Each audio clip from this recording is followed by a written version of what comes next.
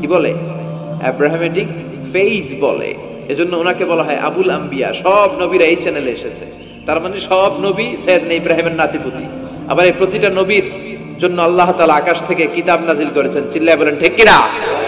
আল্লাহ বলে ইব্রাহিম তোমারও আমি কিতাব দিলাম। সাইয়েদনা ইব্রাহিম আলাইহিস সালামের উপর কিতাব আছে না নাই? ওই কিতাবের নাম কি?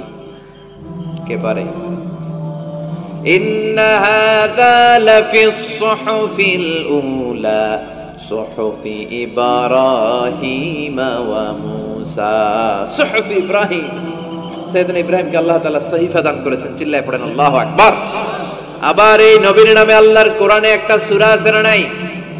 কথা কন, কি নাম সূরা? সূরা আলিফ লাম রা।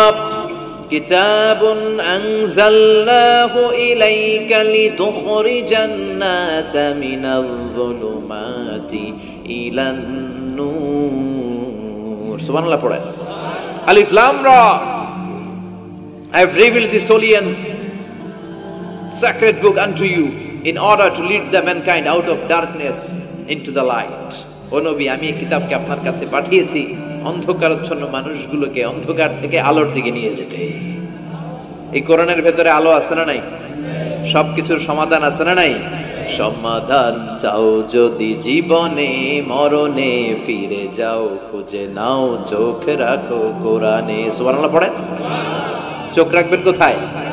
নাকি মোবাইলে, না টিভিতে, না এটিএন বাংলার পর্দায়? আসিতেছে আগামী শুক্রবার রঙিন পর্দায়। চোখ রাখুন এটিএন বাংলায়। এটিএন বাংলায় চোখ রাখবেন? কই রাখবেন? সমাধান চাও যদি জীবনে মরণে, ফিরে যাও খুঁজে নাও চোখ রাখো কোরআনে। ঠিক কি না? If you want the solution this dunya and akhirah, go back, have a look to the holy Quran. সুবহানাল্লাহ পড়েন। কি নবী আল্লাহ বানালেন, ওই নবীর নামে আল্লাহ একটা সূরা দিলেন। আবার আল্লাহ বললেন, ও দুনিয়ার মুসলমানেরা শোনো, তোমাদেরকে মুসলমান বলে নাম করেছে এই সাইয়েদনা ইব্রাহিম। ঠিক কি না? আবার এই নবী সাধারণ কোন নবী নয়, এই নবী হলো তোমাদের জাতির পিতা। আমাগো জাতির পিতা কেডা?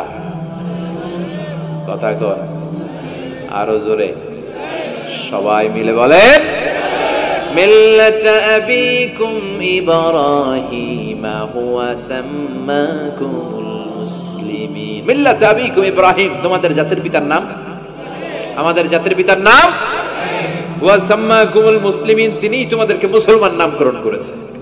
আবার আল্লাহ বললেন, আসলিম ইব্রাহিম, তুমি সবাইরে মুসলমান বানাও, আগে নিজে মুসলমান হও। আসলিম ক্বালা আসলামতু লিরাব্বিল। ও ইব্রাহিম তুমি মুসলমান হও বলার সাথে সাথে ইব্রাহিম বলে, আল্লাহ দেরি নাই, আমি মুসলমান হয়ে গেলাম। ইহুদিরা দাবি করতো সাইয়েদনা ইব্রাহিম নাকি ইহুদি। নাউজুবিল্লাহ পড়বেন না? খ্রিস্টানরা দাবি করতো সাইয়েদনা ইব্রাহিম নাকি খ্রিস্টান। আল্লাহ বলে, মা কানা ইব্রাহিমু ইয়াহুদিয়াও ওয়ালা নাসরানিয়াও ওয়ালাকিন কানা হানিফাম মুসলিমা। আল্লাহ বলে, আমার ইব্রাহিম ইহুদি নয়, আমার ইব্রাহিম খ্রিস্টান নয়, আমার ইব্রাহিম পাক্কা মুসলমান। হানিফান মুসলিমা, পাক্কা মুসলমান, ওনার ইসলামে কোনো সন্দেহ। এজন্য আল্লাহ খুশি হয় ওনার একটা উপাধি দিলেন। উপাধিটা হলো লা হালিম। ইন্না ইব্রাহিম লা হালিমুন আওয়াহুম মুনিব। আমার ইব্রাহিম সহনশীল, আমার ইব্রাহিম ভদ্র। সুবহানাল্লাহ বলেন।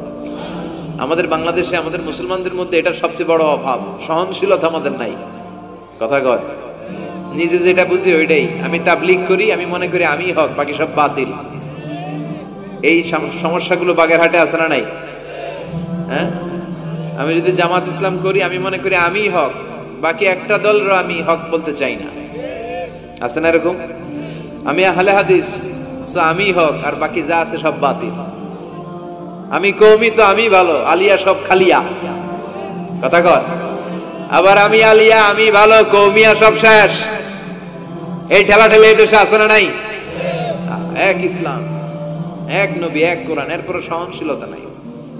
সে অন্য নেশাবে পড়ুক, সে অন্য মতদর্শে হোক, সে তো আমার ভাই। সবচেয়ে বড় পরিচয়, সেও মুসলিম, আমিও মুসলিম। এই চিন্তাটুকু নাই। আল মুমিনুনা ইখওয়া, ব্রাদারহুড, ভ্রাতৃত্বের এই বন্ধনটা আমাদের মধ্যে নাই। আমরা একে অপরকে গালিগালাজ করতে দেরি করি না, একটু চিন্তা করি না। কাফের বলে ফতুয়া দিতেও দেরি করি না। কথা কন, ফতুয়া আছে না নাই? কয় তুই কাফের 10 কারণে, তুই কাফের 20 কারণে, তোর দাদা কাফের, তোর নানা কাফের, তোর পীর সাহেব হুজুর কাফের, আছে না নাই?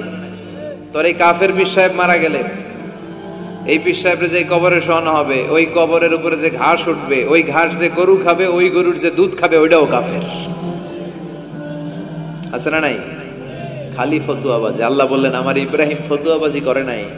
ইন্না ইব্রাহিম লা হালিমুন আওয়াহুম মুনিব, আমার ইব্রাহিম ছিল সহনশীল, ভদ্র একজন নবী। চিৎকার করে বলতে হবে ঠিক কি না? আবার আল্লাহ বললেন আমার ইব্রাহিমকে আমি খলিল উপাধি দিয়েছি।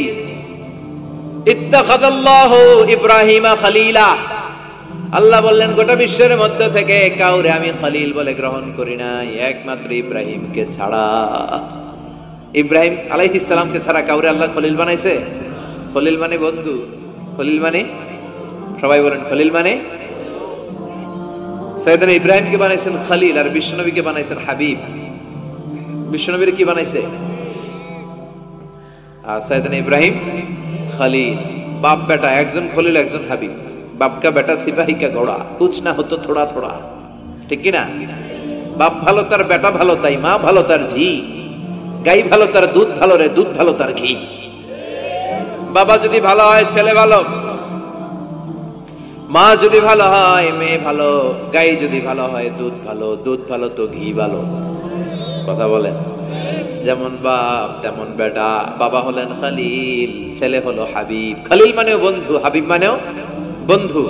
খলিল মানে এমন বন্ধু যেই বন্ধু আল্লাহরে খুশি করার জন্য কাজ করে। কথা বুঝতে হবে। খলিল মানে এমন বন্ধু যেই বন্ধু আল্লাহরে খুশি করার জন্য কাজ করে। আর হাবিব মানে এমন বন্ধু যেই বন্ধুরে খুশি করার জন্য আল্লাহ নিজেই কাজ করে।